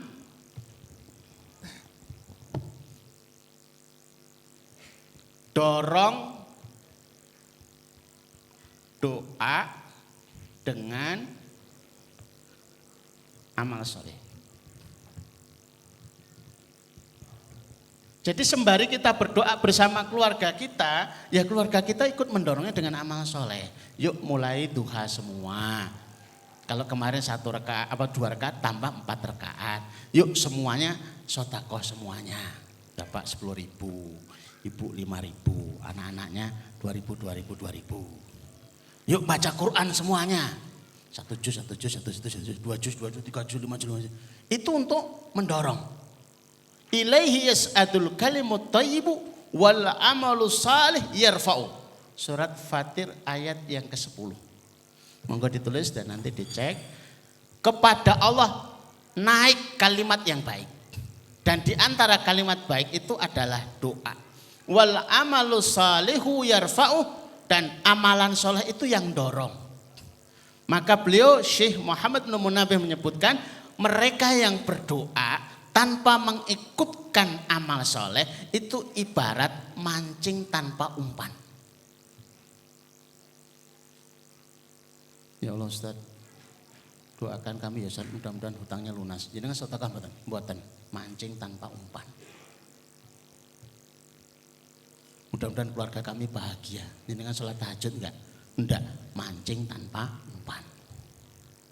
Ya Allah, mudah-mudahan warung kami itu omsetnya naik berlimpah. Sedekah pagi enggak, mancing tanpa umpan. Tanya sama bapak-bapak yang biasa mancing, mungkinkah kita itu mancing tanpa ikan tapi dapat ikan? Ya mungkin. Ikan-ikan baru bubaran pengajian, uyel-uyelan, terus kesangkut dipancing. Tapi peluangnya itu kecil gitu loh ya. Lewang pakai umpan aja, umpannya kecil, peluangnya juga kecil kayak kemarin sore itu ya, Jumat sore itu. Yang ingin dipancing hiu, umpannya cacing. Cacing pun anak cacing. Masih belum ABG itu. Itu kan hiunya guyang-guyang karo godhog. Masya Allah, orang muda. Ya Allah, rezekian Afan saya ya Allah. Umpannya 2.000. Boleh nggak? Boleh. Tapi mbak ngerti gitu loh. Lunaskan hutang kami ya Allah. Berapa tahu hutangnya? 2 miliar. Sotakan 1.000. Itu pun dipilih yang lungsek gitu. Boleh nggak? Boleh. Tapi jangan kebangetan gitu loh ya. Itu 10% saja, itu belum tentu kepancing itu tangkapannya. Hutangnya 2 miliar, sodakonya 200 juta. Itu belum tentu kepancing. Lah apalagi kok 2.000. Yang guyu itu tadi tangkapannya itu loh. Biar kita belajar gitu loh ya. Oh itu ada umpannya, ada ukuran. Iya, kalau pengen mancingnya itu kakap, ya umpannya minimal teri lah gitu ya. Begitu. Bapak Ibu yang dirahmati Allah, saya ingin jelaskan lebih luas, tapi karena ini adalah konseling bersama. Ini penjelasan versi saya, pengalaman juga versi saya. Belum tentu Bapak Ibu mengena. Maka kesempatan untuk bertanya adalah setelah ini. Barangkali berbeda yang dialami. Ustaz, saya sudah berdoa sekali 2 kali tapi hasilnya mengecewakan. Nah kenapa? Baru sekali sudah terkabul. Kan harusnya 20 kali atau 3.000 kali. Ini kan baru 2 kali kok terkabul. Ini kan mengecewakan. Terlalu cepat. Oh, ada yang seperti ini duduk aja. Nah, monggo Bapak Ibu yang ingin bertanya silakan, yang ingin sharing, ingin cerita, karena ini adalah sesi untuk kita belajar kehidupan bareng-bareng agar kita dicerdaskan oleh Allah Subhanahu wa taala. Aku qouli hadza, nastaghfirullakum. Assalamualaikum warahmatullahi wabarakatuh.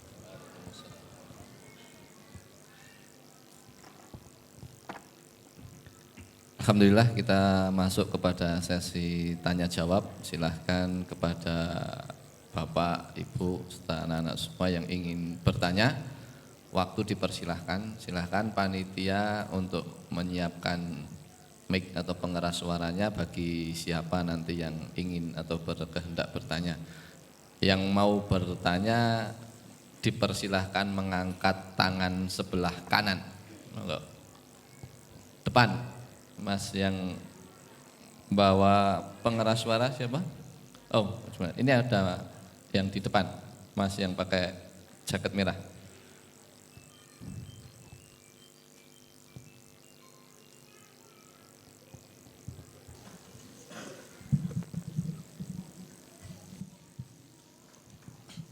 Assalamualaikum warahmatullahi wabarakatuh. Waalaikumsalam warahmatullahi Saya Kori dari Semarang. Izin bertanya, Tat.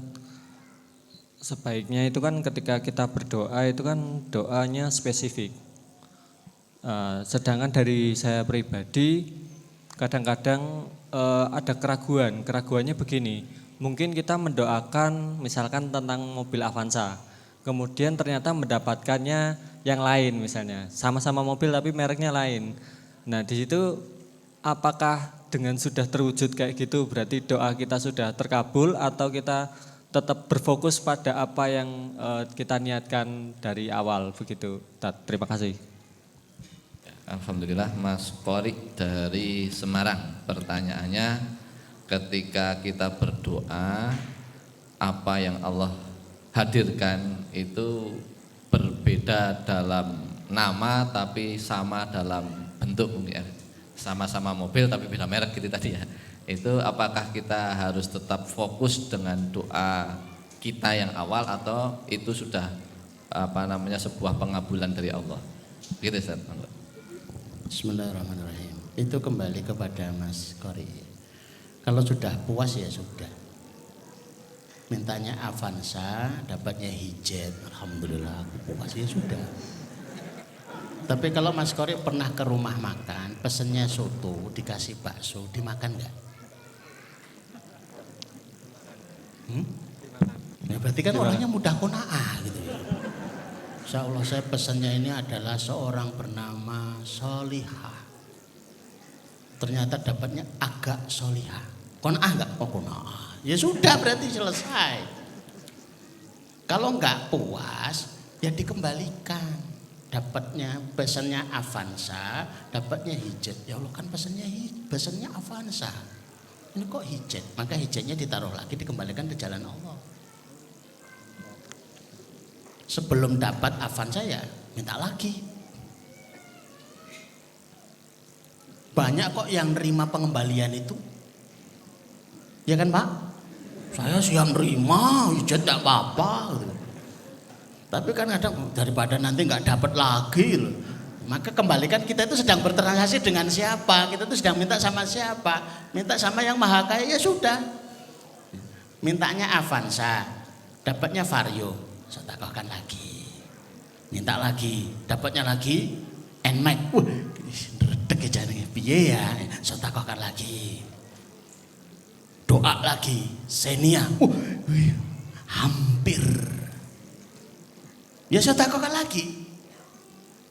Itu tandanya kita komitmen dengan permintaan kita. Ya repot itu kalau pesen ahwat itu tadi loh ya. Dikembalikannya piye ngono. Saya belum tahu yang itu ya. Cuma ada bahasan saya sering bahas itu adalah mengunci target. Doa itu bagian dari mengunci target. Kalau 6 hal itu dilakukan dan itu spesifik kepada sesuatu yang ditarget, maka membuat target itu dalam radar jelajah doa kita. Kayak pesawat yang mengunci target itu. Kami sering mencontohkan, salah satunya itu ada santri kami itu kuliah di Madinah. Beliau cerita sudah selesai A1 belum menikah, ngomong sama ibunya, Bu saya pengen menikah. Maka ibunya mencarikan jodohnya. Bapaknya juga tahu, bapaknya mencarikan jodohnya. Pada saat yang bersamaan itu ada ustadzah tugas di pondok yang dekat rumahnya itu. Ya ustadzah iki kok ya dadak digolek-golek ke wong aku ke ya ustadzah gitu loh. Tapi kan nggak ngomong begitu kan. Malu juga itu ya. Dia sudah paham tentang doa ini. Nggak ada urusan mau dicarikan di mana saja, yang penting saya kunci targetnya. Maka setiap malam tahajud dia berdoa, ya Allah jadikan dia ini sebagai suamiku. Maka ibunya mencarikan berapa kali proses, gagal semua. Bapaknya mencari gagal semua. Akhirnya ibu, ya wis lah. Nek timbang ora oleh bojo mending anak ustadzah ning pondoke dhewe, ya wis lah. Begitu sudah jadi suami istri, suaminya tanya, apa yang kamu lakukan? Akhirnya kok bersuamikan dengan aku? Ya tak sebut dalam tahajud. Wah blai, pantesan. Kamu menggunakan panah yang gak mungkin berbalik arah. Kamu muter-muter gak masalah, sudah terkunci dalam radar. Ayo mau kemana? Terus berproses 100 kali mesti centang semua itu, gagal semua. Karena apa? Sudah dalam wilayah target.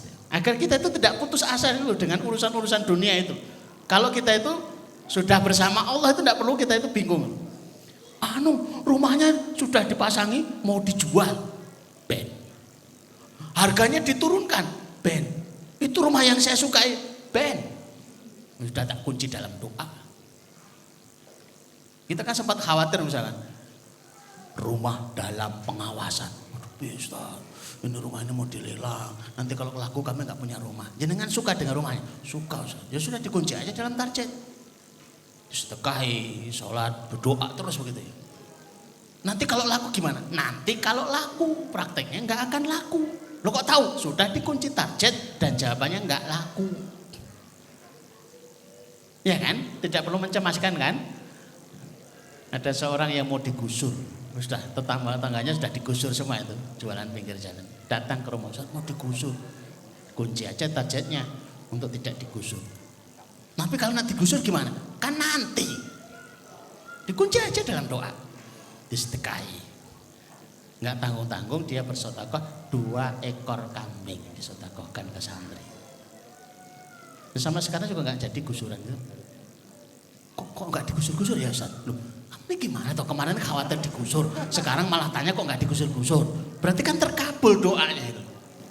Masya Allah. Iya, makin cinta kepada Allah, makin harap kepada Allah, makin kita itu takut kalau tidak bersama-sama dengan Allah Azza wa Jalla. Wallahu a'lam bishawab. Monggo siapa lagi yang ingin bertanya? Belakang ada ibu-ibu belakang di samping pilar nomor 1. Assalamualaikum warahmatullahi wabarakatuh. Pak Ustadz, saya mau tanya. Perkenalkan, nama saya Ela Nur Sulsiawati dari Banyutarung. Gini Pak Ustadz, saya mau tanya.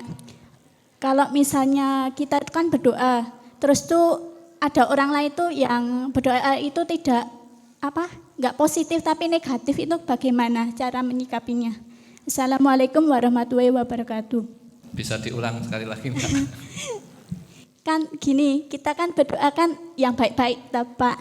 Tapi ada orang lain tuh yang berdoa itu tidak baik gitu loh. Dan itu faktanya itu bukti gitu loh Pak. Terus itu bagaimana itu kalau kita tuh menjelaskan kepada orang lain kalau kalau doa itu yang baik-baik biar nggak terjadi lagi.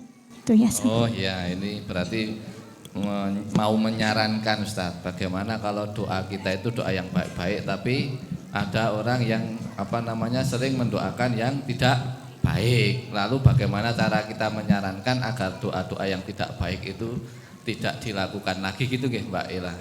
Ini Mbak Ela ini kayaknya beberapa kali saya mandu acara itu kayaknya sama ya, Mbak Ela Banyutarung, Mbak Ela Banyutarung. Mungkin suatu saat kita bikin penanya award gitu ya. Jadi yang sering bertanya akan mendapatkan award dengan sarapan 2 kali.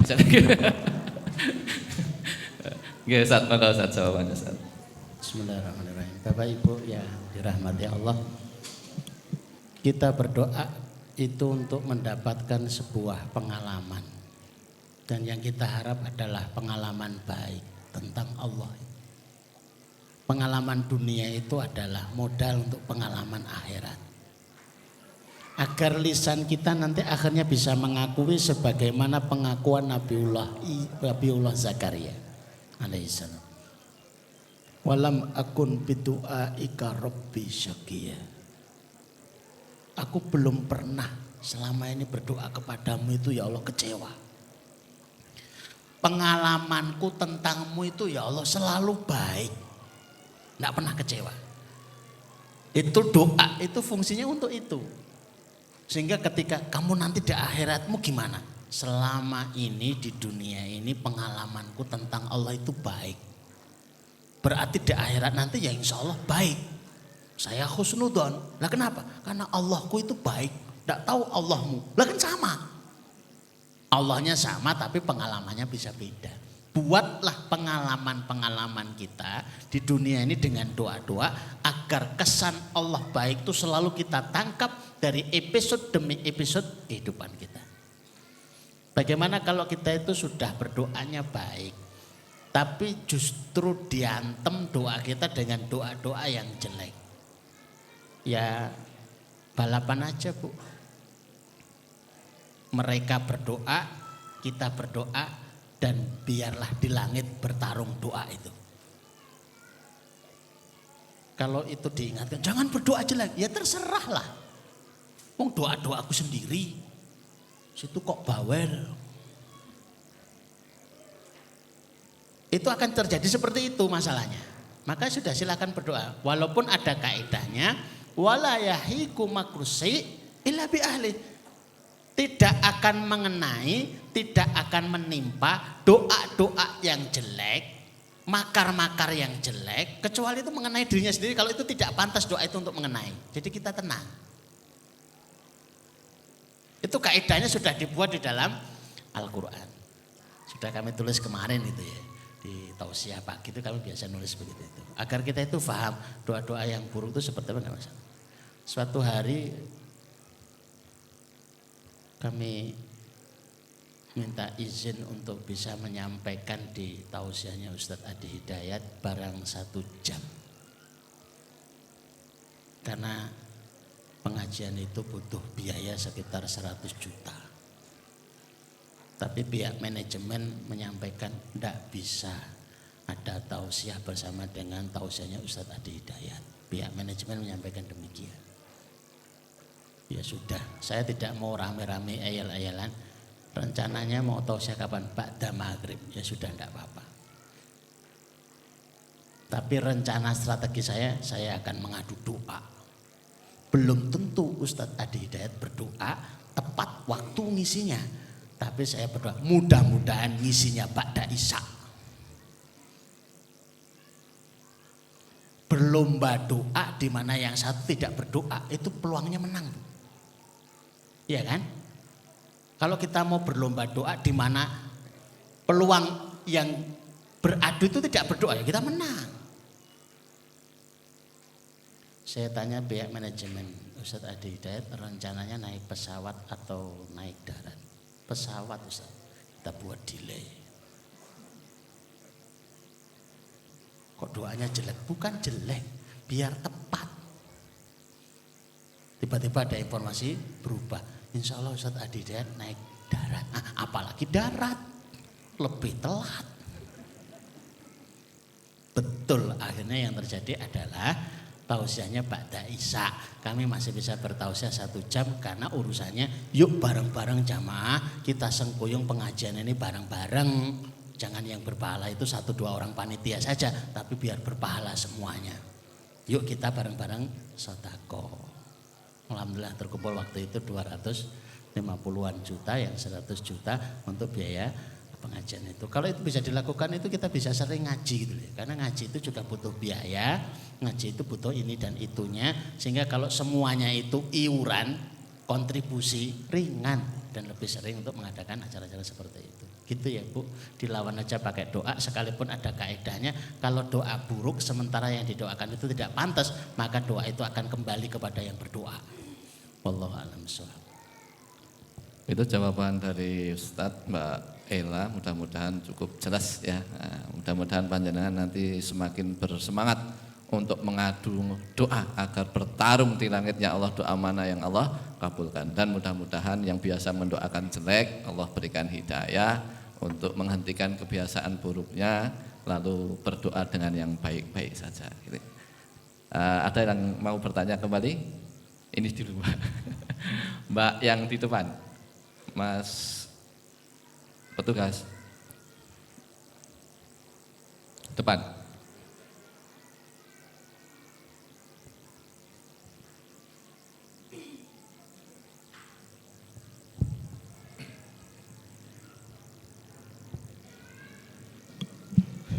Bismillahirrahmanirrahim. Assalamualaikum warahmatullahi wabarakatuh. Waalaikumsalam. Nama saya Nur Hayati dari Magelang. Tadi kan dimaturke untuk mendorong doa dengan beberapa amal solih ya Pak. Dan itu mungkin tahajud, sedekah pagi ataupun membaca Al-Quran. Tapi untuk pengalaman pribadi untuk tahajud itu sampai sekarang kok rasanya belum ringan untuk saya lakukan sendiri karena ada satu dan beberapa hal. Tapi untuk membaca Al-Quran, sedekah pagi insya Allah sudah enteng gitu loh Pak. Nah itu gimana bisa mengimbangi atau tidak gitu untuk Ya, pertanyaannya Ustadz dari Mbak Nur Hayati Magelang. Ya. Kalau doa tadi cara untuk mengangkatnya ke langitnya Allah Ta'ala dengan amal solih, tapi ternyata kenyataan ada beberapa amal solih yang belum ringan untuk dilakukan, tapi sudah bisa melakukan beberapa amal solih yang dibiasakan.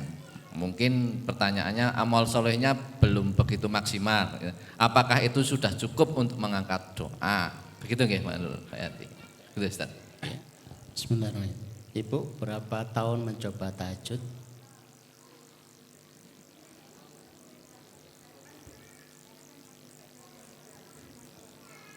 Enggak. Berapa lama tahajud kok sehingga masih berat itu maksud saya.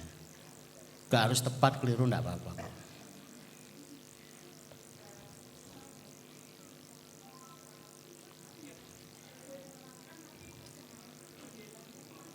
Berat.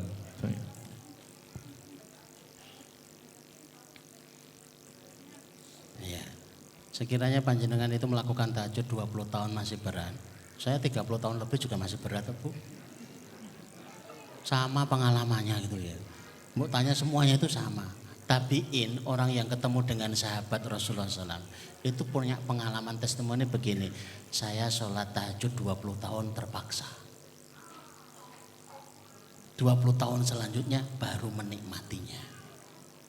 Maka paksa saja. Saya itu tahajud tapi terpaksa, ora apa-apa. Daripada ikhlas tapi enggak tahajud. saya sedekah terpaksa. Enggak apa-apa. Aku ngaji terpaksa loh, enggak apa-apa, datang aja gitu. Daripada aku ikhlas tapi enggak ngaji. Lah, perkara kan? Memang butuh dipaksa. Dipaksa. Sedekah ya dipaksa aja. Aku enggak ikhlas, ndak apa-apa. Kalau saya sebagai pengelola sedekah juga begitu. Sedekah tapi aku enggak ikhlas, enggak apa-apa. Ikhlas urusanmu sama Allah. Urusannya menerima yang banyak. Begitu kalau terkait dengan adapun apakah sudah mencukupi atau belum, kita nggak pernah tahu seberapa cukup, tapi yang penting doa saja terus. Di titik mana kita akan dipahalai besar kita juga nggak tahu. Belum tentu yang tahajud banyak itu akan membawa dampak yang besar dalam doa kita, tapi yang penting ya terus. Dikabulkan tidak dikabulkan, doa panjenengan itu adalah ibadah. Doa antara 3 pengabulan. 1 dikabulkan di dunia dan bisa jadi segera, bisa jadi tertunda. Doa bisa juga dikabulkan di akhirat. Dan semuanya kalau tahu doanya akan dikabulkan di akhirat dan lebih baik dikabulkan di sana, semuanya milihnya adalah di akhirat. Ya Allah berikan saya avanza ya Allah di akhirat saja. Ya Allah berikan rumah ya Allah di akhirat saja. Ya Allah berikan suami ya Allah di akhirat saja. Kalau tahu, tapi alhamdulillah kita nggak tahu. Maka ya terserah Allah mengabulkannya seperti apa. Kalau di dunia tidak dikabulkan, di akhirat belum tentu juga dikabulkan. Maka fungsi doa yang ketiga itu adalah menghalang musibah. Jadi yang ngantemi musibah-musibah agar tidak mengenai kita. Ketika kita berangkat, Bismillahirrahmanirrahim, la khaula wala quwata illa billah. Ternyata sesuai dengan janjinya, kalau baca itu keluar dari rumah, janjinya ada 3. Wukita, hudita, kufita. Yang membaca doa itu Bismillahirrahmanirrahim, la haula wala quwata illa billah, itu dapat 3 jaminan. Kamu terjaga, kamu dapat hidayah, kamu tercukupi. Prakteknya tetap tabrakan. Ujarannya dijaga, berarti doamu enggak mustajab. Untuk yang dikabulkan 3 hal itu. Tapi ternyata coba dicek. Kadang-kadang ngeceknya kita ngelihat pada diri kita terhadap luka-luka yang ada atau dari komen orang-orang itu. Ini harusnya tabrakan ini bikin mati orang. Kok bisa tabrakan sedahsyat ini? Orangnya kok cuma luka-luka sedikit saja. Ini keajaiban. Keajaiban karena sebab apa? Doanya yang menghalangi dari musibah besar sehingga terhalang. Kalau bisa dilihat doa itu bisa menjaga seseorang, bisa ya kita memvisualisasikan kayak proteksi gitu ya. Doa itu proteksi kita terjaga. Apalagi jenengan baca ayat kursi, begitu baca ayat kursi dikirimkan malaikat penjaga, tapi nggak kelihatan loh. Jangan dicari, ini dia malaikatnya itu nggak usah dicari. Itu selalu dikirimkan. Dengan doa-doa Allah mengirimkan malaikat-malaikat untuk menjaga kita sekalian. Jadi tetaplah berdoa apapun hasilnya, tetaplah berdoa. Apakah yang mendorong doa itu sesuai atau tidak sesuai, sepadan atau belum sepadan, kita nggak pernah ngerti. Yang penting berdoa saja terus. Karena doa itu sendiri sudah luar biasa. Wallahu a'lam bishawab. Ya, itu Mbak Nur Hayati. Jawaban dari Ustadz bahwa tadi dijelaskan ada 3 poin yang akan didapatkan kepada siapa saja yang berdoa, dan itu semoga memotivasi kita. Andaikan tidak dikabulkan segera, akan Allah kabulkan di akhirat. Andaikan tidak dua-duanya, itu akan menjadi perisai kita dari hal-hal buruk yang akan menimpa kita. Maka teruslah bersemangat untuk berdoa. Lanjut ke Mbak yang sebelah belakang kamera, petugas membawa pengeras suara. Assalamualaikum warahmatullahi wabarakatuh. Waalaikumsalam warahmatullahi wabarakatuh. Ustadz, nama saya Alfi dari Bengkal. Mau tanya mengenai sedekah. Misalnya kan kita pedagang, kan otomatis ada uang modal dan ada uang untung. Nah, misal kita mau bersedekah itu langsung bersedekah apa dibagi dulu modal sama untungnya baru kita bersedekah gitu. Terima kasih. Wassalamualaikum warahmatullahi wabarakatuh. Waalaikumsalam warahmatullahi warahmatullahi wabarakatuh. Mbak Afi dari Bengkal, pertanyaannya, kalau misalnya kita mau bersedekah itu karena beliau kayaknya pedagang ini kan, nah, maka kalau dagang itu ada modal dan ada untung. Nah, kira-kira itu sedekah kita itu dipotong dari keuntungan atau dari total antara modal dan keuntungan? Begitu nggih Mbak Afi pertanyaannya. Monggo Ustaz. Bismillahirrahmanirrahim. Kalau bersedekahnya itu bebas Bu, jadi mau disedekahkan semua juga nggak apa-apa. Sak modal-modalnya, kalau perlu sak warung-warungnya juga nggak apa-apa. Cuma peluangnya bangkrut ganti usaha gitu aja itu. Kalau enggak diberikan oleh Allah kemudian modal baru, toko baru, bisnis baru. Ya Allah, kula pun kesel dagang ya Allah. Kula nggih pun kesel nungguni kios. Kalau sedekah mawon sedanten, diganti aja yang lebih simpel. Ya bisa saja kalau mau gitu ya. Tapi rata-rata pada nggak mau gitu. Ndredegnya itu kuadrat 3 masalahnya itu. Kalau begitu gimana? Maka ambil di labanya saja. Labanya saja itu bisa bertahap, tapi tahap yang simpel, tidak perlu kita harus trauma karena harus menunggu lama. Ambil aja 1/3. Misalkan dagangannya itu dibeli, labanya 6.000, ambil yang 2.000 masukkan ke dalam kotak. Kenapa? Ini masih kecil. Kalau sudah besar itu lebih mengkhawatirkan kita itu. Masukkannya ke dalam kotak itu pakai penyakit tiba-tiba Parkinson. Untungnya piro Bu? 300. Berarti 100 dulu ngewel itu ya. Makanya dari yang kecil-kecil. Untung 15.000, 5.000 dimasukkan. Biar kita enggak ndredeg. Agar hadis Rasulullah dalam riwayat Bukhari, riwayat Muslim itu terbukti. Yang hari Jumat kemarin itu sebenarnya kita kan ngajak bareng-bareng, kita praktek. Alhamdulillah banyak yang bangkrut Pak. Jadi kalau ada protes sudah ada jawabannya. Akan menambah testimoni selanjutnya. Saya begitu sedekahnya 1/3 dari laba, alhamdulillah bangkrut. Tapi diganti dengan usaha baru. Yang menggunakan itu bukan spekulasi hasilnya, tapi pasti. Karena berangkat berpijak dari hadis Rasulullah, berpijak dari perintah Allah. Kalau enggak dibuat sukses sekalian, dibuat rugi sekalian, terus diganti dengan bisnis baru yang jelas-jelas itu enak. Untuk menjadikan bisnis-bisnis kita itu bisa autopilot. Capek tuh harus ngitung ini dan lain sebagainya. Tapi kalau pakai 1/3 itu, ya Allah saya bayar 1/3 dari laba, mudah-mudahan urus bisnis saya, ya nggak repot, ya nggak macam-macam, pokoknya terima bersih. Ya sudah, itu akadnya Allah akan memberikan semua dari yang kita inginkan. Begitu ya Bu ya. Jadi fungsi kotak itu sebenarnya untuk membantu bareng-bareng kita itu mengamalkan hadis. Kalau saya nggak mau ngisi kotak, ya enggak apa-apa, biar diisi yang lain. Lalu saya ngapain lah? Bingung lagi kan? Mau dikasih gawean, mengamalkan hadis Rasul, terus saya ngapain? Ya sudah dipraktekkan aja diisi. Nanti ada cerita seperti apa, silahkan dikonsultasikan. Begitu. Kalau misalkan 50%, enggak apa-apa. Kalau 100% dari laba, ya enggak apa-apa. Kita enggak ndredeg kok yang nerimanya itu Bu. Biasa aja gitu ya. Masjid-masjid yang nerimanya juga enggak ndredeg, biasa saja gitu ya. Yang ndredeg itu kita. Sedekah yang bikin ndredeg itu memang bikin kita itu dapat rezeki ndredeg. Sedekah yang bikin kita itu khawatir, kita itu dapat rezeki dari Allah, itu yang bikin kita khawatir kalau kita itu tidak bisa menerimanya karena terlalu banyak. Sebenarnya kan sederhana begitu ya. Yang pengen mudah maka mudahkanlah. Yang pengen itu berlimpah maka ya sedekahnya yang berlimpah sehingga itu sepadan. Wallahu a'lam bishawab. Ya Mbak Afi, begitu jawaban dari Ustadz. Secara nominal tidak menjadi masalah berapapun itu ya.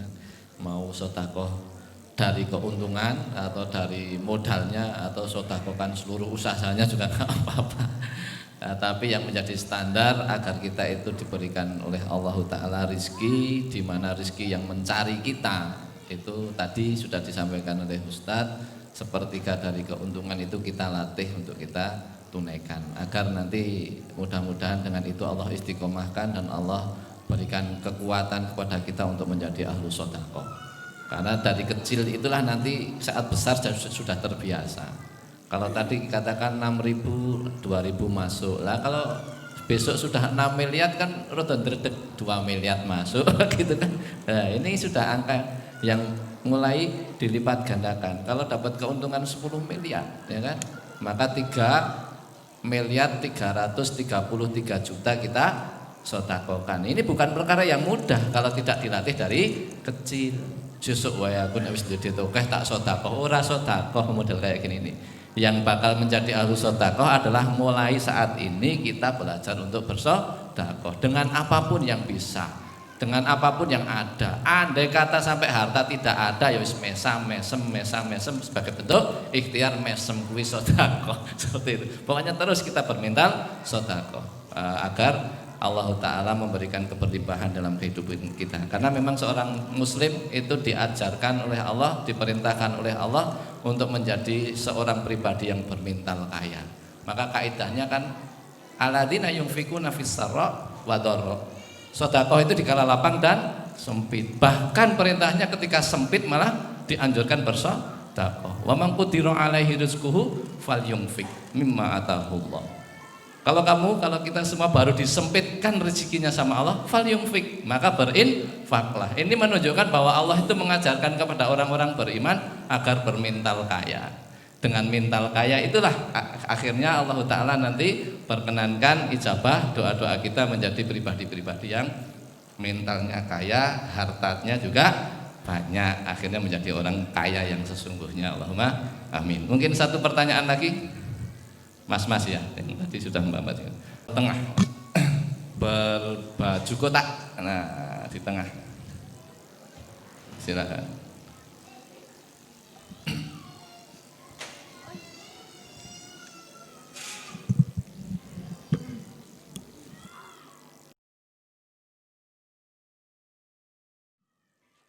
Bismillahirrahmanirrahim. Assalamualaikum warahmatullahi wabarakatuh. Waalaikumsalam. Nama Amin dari Bonjor, Tretep. Pertanyaannya adalah apakah beda antara kemustajaban antara kita berdoa berbahasa Arab dengan berbahasa Indonesia dan juga sir, jar, di mana letak afdolnya di mana gitu. Cukup sekian dari saya. Assalamualaikum warahmatullahi wabarakatuh. Waalaikumsalam warahmatullahi wabarakatuh. Pertanyaan dari Mas Amin dari Tretep Bonjor. Gitu. Apakah beda manakala kita punya redaksi doa dengan bahasa Indonesia ataukah bahasa Arab? Yang jelas beda pasti ya, karena bahasa Indonesia dengan bahasa Arab itu sudah langsung beda. Tapi masalah afdolnya itu yang bahasa Indonesia atau bahasa Arab. Nah, ini pertanyaan dari Mas Amin. Kira-kira begitu ya Mas Amin? Monggo Ustaz. Ya, bismillahirrahmanirrahim. Doanya para nabi itu sudah teruji. Jadi kalau dipakai lagi itu lebih dahsyat. Secara strategi juga lebih mengena. Dan itu banyak.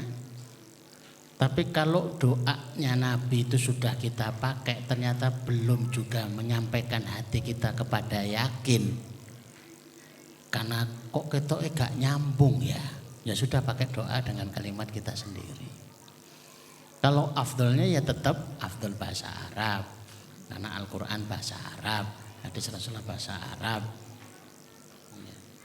Jadi pasti itu yang paling afdol. Makanya ketika kita tahu doa dari para nabi, doa dari para rasul itu dahsyat banget. Cuma perlu kita mengetahui bukan sekedar maknanya saja, artinya saja, tapi ada tambahan-tambahan penjelasan yang lain untuk bisa kita berada pada sebuah visualisasi yang lebih. Salah satu syarat doa itu terkabul adalah hudurul qalb, hadirnya hati. Visualisasi hati yang bisa menjadikan kita yakin tentang apa yang kita minta kepada Allah Subhanahu wa taala. Jangan sampai kita itu berdoa dengan bahasa Arab bertahun-tahun atas dalih kita tidak paham bahasa Arab, tapi kemudian kita itu bertahan gitu loh ya. Kenapa kok nggak berdoa pakai bahasa Arab? Bahasa Arab kok nggak paham, lebih pirang tahun, udah 15 tahun. Nah ngapain 15 tahun bertanya aja kan bisa toh. Kalau itu artinya seperti apa dan lain sebagainya. Maka yang direkomendasikan berdoalah pakai bahasa Arab, berdoalah pakai doa yang direkomendasi oleh para nabi dan para rasul, karena diceritakan ulang kepada kita tujuannya untuk diikuti, ditiru, maka pahalanya akan lebih di situ, afdalnya akan lebih. Semua kasus-kasus hidup semuanya sudah termuat di dalam Al-Quran. Dan Al-Quran itu ditutup dengan stempel yang hebat luar biasa. Al-yawma akmaltu lakum dinakum wa atmamtu alaikum nikmati wa raditu lakumul Islam madina. Hari ini telah aku sempurnakan bagi kalian agama kalian, dan aku sempurnakan atas kalian nikmatku, dan aku ridho Islam sebagai agama kalian. Orang yang paling mendapatkan kenikmatan di dunia ini, yang paling melaksanakan perintah Allah. Maka jangan sampai kita itu minder gitu loh. Saya ini dapatnya sedikit dari dunia. Saya ini tidak bisa menikmati. Apa yang panjenengan rasakan tidak bisa menikmati. Sesungguhnya dengan melaksanakan perintah Allah dan mengikuti sunnah Rasul, itu yang paling menikmati daripada kehidupan dunia ini. Biar kita puas itu loh. Ternyata orang yang paling menikmati dunia ini siapa? Kita, orang-orang beriman. Loh, tapi ternyata mereka itu makannya lebih enak daripada kita. Masa kita tempe, mereka sate? Kita kan gak ngecek satu persatu. Yang makan tempe itu bisa tanduk 2, potong 3 potong, guyang-guyu, enak, glegeen. Yang makan sate itu pikirannya kemana-mana. Tensinya naik pora, asam uratnya nambah pora, kolesterolan pora, kingku kon bayar pora. Lu kok banyak tuh yo. Sehingga nggak jadi daging. Tempe jadi daging, sate nggak jadi daging karena kepikiran. Kita nggak ngikuti semuanya. Maka sudah husnudzon saja, kita ini hidupnya yang terbaik dari, dan semua yang diberikan Allah kepada kita dalam hidup ini agar kita berprasangka baik adalah yang terbaik dari perjalanan takdir yang dipilihkan Allah kepada kita. Catatan kita tentang takdir itu ada baik dan ada yang buruk, tapi catatan takdir dari Allah semuanya baik. Maka Luqmanul Hakim itu ketika ngajak anaknya sebuah perjalanan, ingin mengajarkan, nak, apa yang terjadi pada kita adalah yang terbaik dari perjalanan bergulirnya takdir yang mengalir di dalam kehidupan kita. Untuk mengajarkan itu, maka dia buat perjalanan. Hingga satu ketika istirahat sebentar, pas istirahat kaki anaknya ini tertusuk duri tulang keledai. Dari telapak kaki nembus ke punggung kaki. Luqmanul Hakim belum pernah bersedih sesedih itu. Maka dicabut, diobati, dibuat darahnya berhenti. Proses untuk mencabut, mengobati luka kaki itu memakan beberapa waktu. Ketika sudah siap untuk berjalan lagi, kotanya yang mau dituju sudah tidak kelihatan lagi. Kemudian malaikat datang dikirim oleh Allah menginformasikan kota itu sudah dihilangkan Allah 1 jam yang lalu.